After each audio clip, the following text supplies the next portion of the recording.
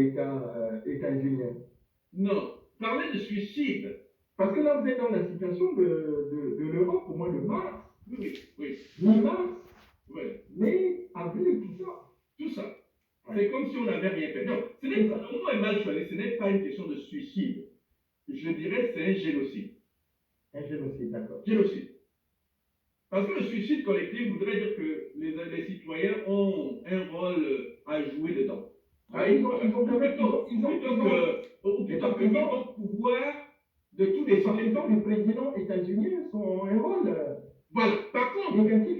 Voilà. Le leadership américain, non seulement tel qu'il découle de Donald Trump, mais aussi la manière légère avec laquelle le Parti républicain aborde ce problème, en presque servant de tapis à Donald Trump, qui vient s'essuyer les pieds dessus pour amener sur la place publique des incongruités qui n'ont aucun sens pour la gestion d'un pays comme les États-Unis. Les États-Unis sont aujourd'hui comme un pays du tiers-monde, ne sachant gérer une crise qu'en fait le pays est absolument équipé à gérer.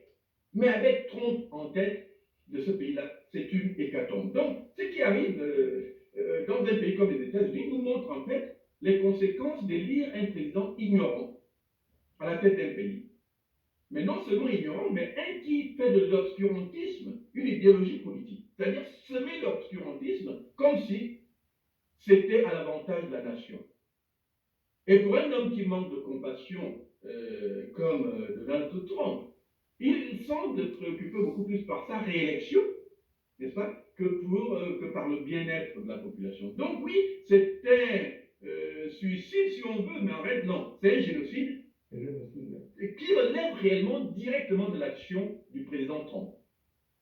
Par le fait qu'il n'ait pas pu engager une action nationale, parce que comprenez les États-Unis ont des États indépendants à l'intérieur, d'accord? Mais l'action fédérale, l'État fédéral est la seule entité qui a la capacité de coordonner et donc d'insuffler une politique nationale de telle sorte que tous les États puissent faire la même chose. Mais dans la cacophonie que vous avez eue, les États républicains suivaient ce que Trump disait, oh le masque on s'en fout, le confinement, bon bof, ouais, nous on veut être libre. Et aujourd'hui, vous voyez les conséquences. Ces États qui ont négligé les règles scientifiques sont aujourd'hui dans cette mini-vague à la première vague. On ne comprend rien. Alors donc, c'est vous dire, cher ami, que oui, les États-Unis sont dans une situation horrible qui ne risque pas de se résorber de sitôt, et surtout, peut-être pas tant que Trump est au pouvoir.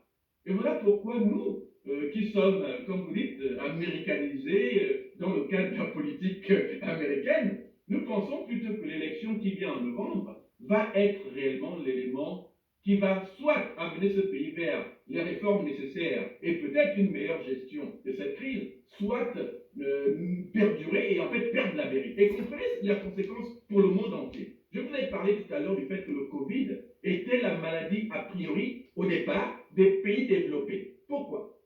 Parce que les interactions économiques entre ces gens, la circulation des personnes et des biens, est tellement intense que, entre eux-mêmes, ils se sont contaminés très rapidement. Mais le problème, c'est que si les Européens, eux, ils ont résolu leurs problèmes, mais que l'Amérique continue à être malade, vous croyez que ça va avoir quelles conséquences sur non seulement les interactions économiques, les échanges économiques entre l'Europe et les États-Unis, sachant que voilà un peu le poumon économique du monde, qu'est-ce que ça va représenter pour le monde entier si l'Europe et les États-Unis vont dans une sorte de banqueroute économique qui ferait qu'ils entraînent avec eux le monde entier. Voilà pourquoi je dis que nous sommes malheureusement dans cette situation où, avec Trump, rien de bon ne pourra arriver. Ça revient un peu à ce que je dis souvent du Gabon. En tant que Donald Trump est au pouvoir aux États-Unis, rien de bon ne pourra se produire.